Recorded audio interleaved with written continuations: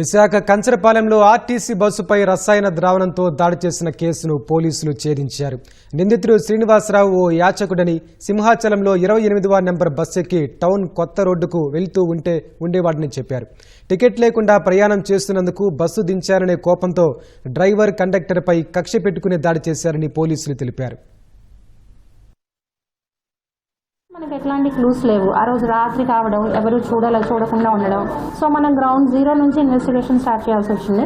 కొన్ని వందల సీసీటీవీ ఫుటేజ్లు మన టీమ్స్ అవన్నీ కూడా చేయడం జరిగింది. అమ్మాయి మనకు ఒక విషయం చెప్పింది. విక్టిమ్ ఎవరైతే కంప్లైంట్ ఇచ్చారో ఆ లేడీ ఒక గ్రీన్ బాటిల్లో ఎవరో పోసారు అన్న మాట మనకి చెప్పడం జరిగింది. సో మనం సీసీటీవీ ఫుటేజ్లు వెరిఫై చేసినప్పుడు ఒక పెయింట్ ఇమేజ్, ఒక గ్రీన్ బాటిల్ పట్టుకొని బస్సు ఉన్న టైంలో మూవ్ అవుతున్నది. బస్ ఆగిన తర్వాత ఆ బాటిల్తో అతను బస్ క్రాస్ అయ్యి వెళ్ళడం కూడా మనం చూసాం. అతని పేరు వెంకట శ్రీనివాస్, 39 సంవత్సరాలు.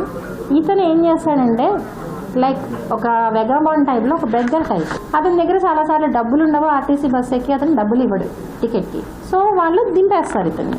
దానివల్ల ఇతను ఆర్టీసీ బస్ కండక్టర్లు, డ్రైవర్ల మీద ఒక రకమైన గ్రడ్జ్ డెవలప్ చేసుకుని డ్రైవర్ మీద, కండక్టర్ మీద పోసే ప్రయత్నంలో అతను అది రోడ్ క్రాస్ చేసుకుని వచ్చి బస్సు ఇట్లా వెళ్తూ ఉన్నప్పుడు డ్రైవర్ సైడ్ పోయడం జరిగింది.